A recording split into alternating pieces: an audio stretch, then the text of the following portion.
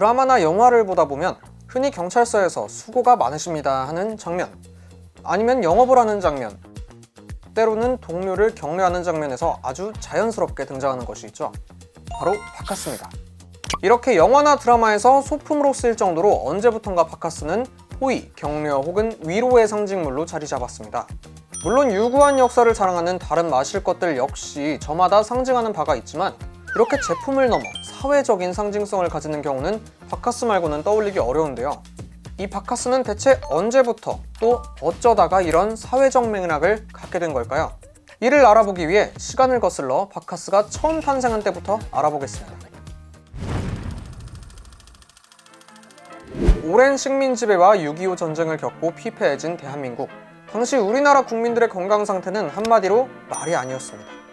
1960년대 초 우리나라 사람들의 평균 수명은 53.7세. 다른 OECD 25개국의 평균 수명이 70.5세였던 것을 생각하면 얼마나 심각했는지 알 수 있죠. 허약해진 이들이 먹을 만한 영양제 같은 건 없었을까요?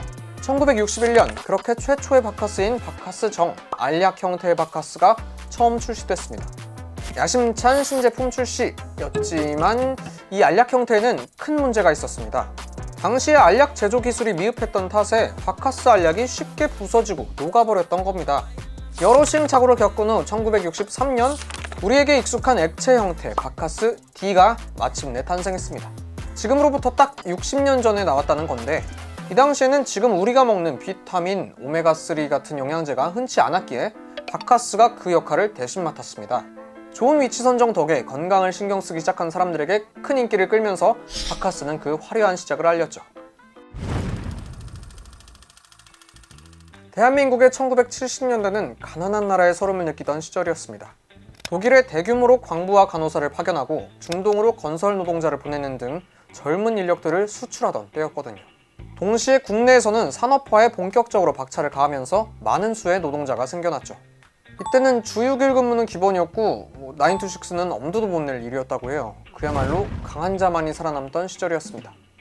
때문에 70년대 노동자들은 몸을 각성시켜줄 무언가가 필요했고 바카스가 그 역할을 톡톡히 해냈습니다. 이때는 커피가 없었나? 이때도 커피가 있긴 했지만 가정에서 손님이 오면 접대용으로 내놓는 정도였어요. 커피를 마시면 잠이 깨는 이유는 카페인 때문인데요. 바카스에도 커피처럼 각성제 역할을 하는 카페인이 들어있고 바카스의 또 다른 주성분인 당과 비타민 B도 에너지와 활력에 도움이 되죠.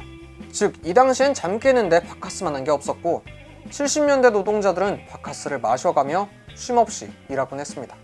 아무것도 없던 그 시절 노동자들이 얼마나 많은 바카스를 들이켰을지는 감히 짐작하기 어렵네요. 그렇게 접어든 1980년대 대한민국은 역사상 최고의 호황을 누리게 됩니다. 저금리, 저유가, 저달러라는 최적의 조건 속에 건국 이래 첫 무역수지 흑자를 달성했고 실업률도 2.5%로 떨어지면서 우리나라에도 중산층이라는 개념이 뚜렷하게 자리 잡게 됐죠.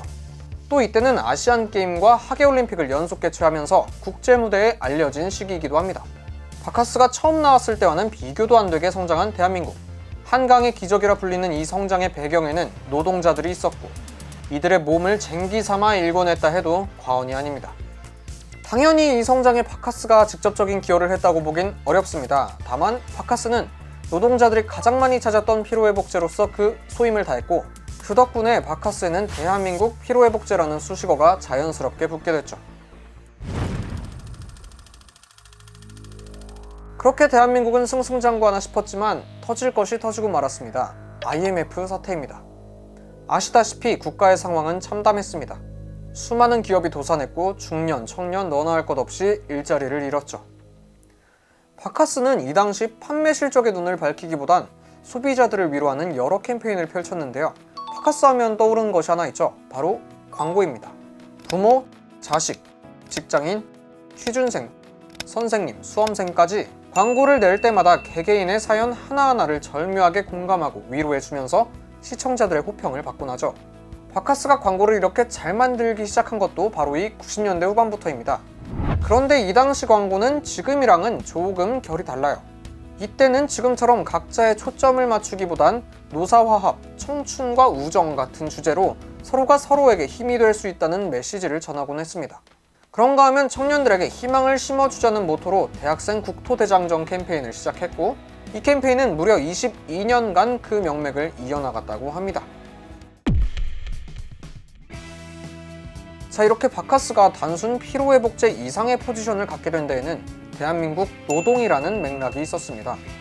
그러다 보니 자연스럽게 한국인 마음 한편에는 응원, 격려는 바카스라는 인식이 자리 잡게 된 것 아닐까 싶네요.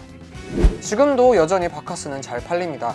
특히 직장이 몰려있는 곳에서나 학생들의 시험 기간에는 유독 판매량이 많다고 하는데요.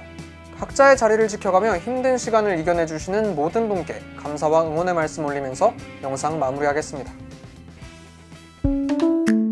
이번 영상을 만든 PD가 추천하는 영상도 보고 가세요.